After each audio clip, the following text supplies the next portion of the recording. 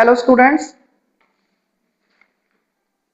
आज हमारा चैप्टर है किंग्स, फार्मर्स एंड टाउन्स। ये सेकंड चैप्टर है हमारी बुक का। इसमें हम इसको कनेक्ट करते पहले फर्स्ट चैप्टर से।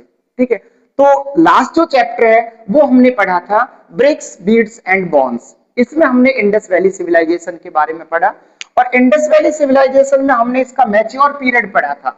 जो मैच्योर पीरियड इसका 2600 BCE टू 1900 BCE है, that was the mature period. उसके बाद में हमने आपको बताया था there are different causes to decline this civilization. इस सिविलाइजेशन को डिक्लाइन होने में, नष्ट होने में कई सारे कारण थे। ठीक है, उसके बाद में फिर क्या होता है कि जो आपका 1300 BCE है, उसके बाद में क्या होता है कि इंडस वैली जब ड्राई हो जाती है तो यहां से लोग मूव करना शुरू कर देते हैं और वो गंगा वैली की तरफ मूव करना शुरू कर देते हैं, गंगा घाटी की तरफ वो चले जाते हैं। और इधर इस तरह से पूरे भारत के अंदर अलग अलग क्षेत्रों में जाकर के ये लोग बस जाते हैं। इस चैप्टर में हम पढ़ेंगे 16 महाजनपदाज के बारे में। जैसे मैंने आपको लास्ट बताया था, महाजनपदाज का मतलब क्या होता है। महाजनपदाज, महा मीन्स होता है बिग, जन मीन्स होता है पीपल एंड पद मीन्स होता है फीट।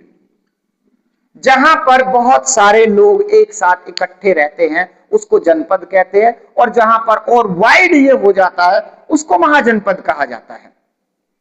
हम इस चैप्टर के अंदर जो 16 महाजनपदाज की बात करते हैं, ये ऋग्वेद के अंदर ऋग्वेद को कब कंपोज किया गया था? 1500 BCE से लेकर के 1000 BCE तक किसको कंपोज किया गया था? ऋग्वेद को कंपोज किया गया था।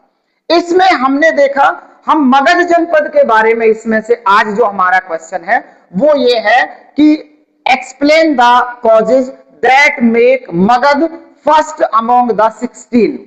वो कौन से कारण थे जिन्होंने मगध जनपद को पूरे 16 महाजनपदा में सबसे ज्यादा पावरफुल है वो बना दिया था।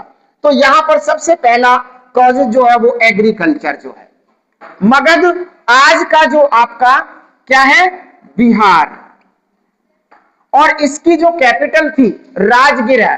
ठीक है, राजगाह जिसको बोला जाता था, वो बाद में इसको पाटलिपुत्रा बना दिया था जो आज की पटना है।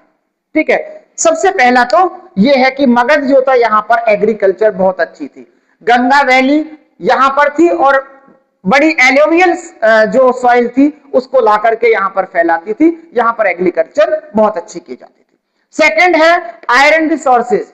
आप देखोगे झारखंड, छत्तीसगढ़, ये एरिया जहां पर आपका आयरन ऑर्च बहुत अच्छे से उपलब्ध है, ये एरिया जो है आपका वो किसका पार्ट था? वो उस टाइम में मगध जनपद का पार्ट था। और यहां से आयरन ऑर्च जो है वो आयरन रिसोर्सेज की वजह से वहां पर अच्छे टूल्स बनाए जाते थे, अच्छे वेपन्स बनाए जाते थे, और हथियारों और टूल्स की वजह से एग्रीकल्चर एज वेल एज उनका जो युद्ध प्रणाली है वो बहुत अच्छे निखर गई थी।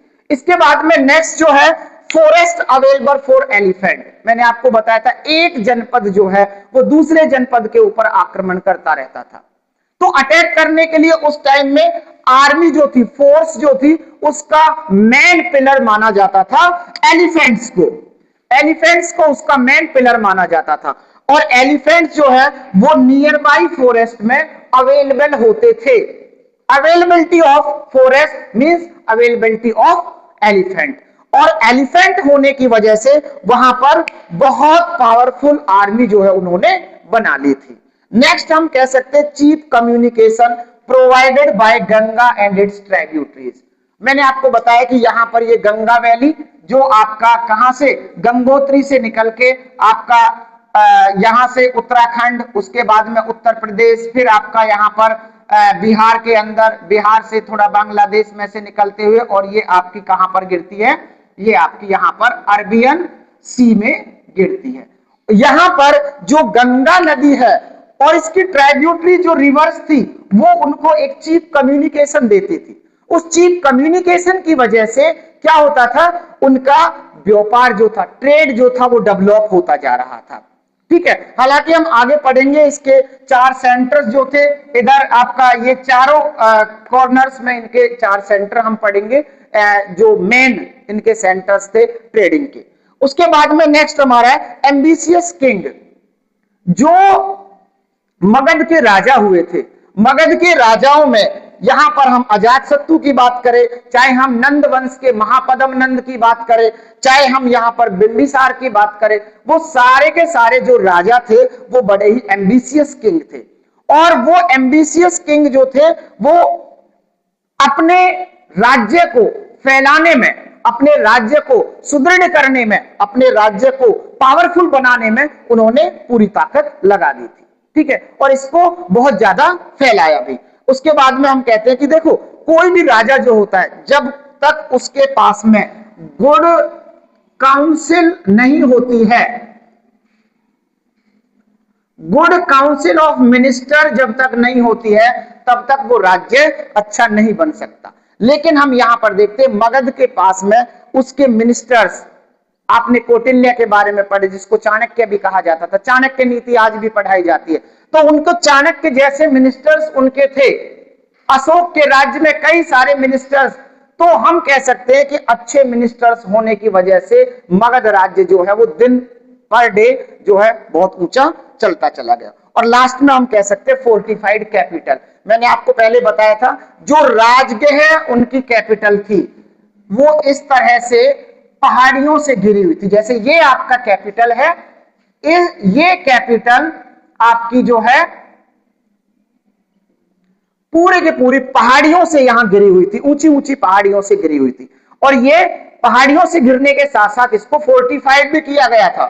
फोर्टिफाइड कैपिटल थी, दूसरा हिल्स से घिरी हुई कैपिटल थी, तो इसको जीतना बड़ा मुश्किल, मुश्किल क्या, असंभव सा लगता था। तो इस तरह से हम कह सकते हैं कि these all causes are make Magad the first amongst the 16 Mahajanpadas. Okay? ठीक है।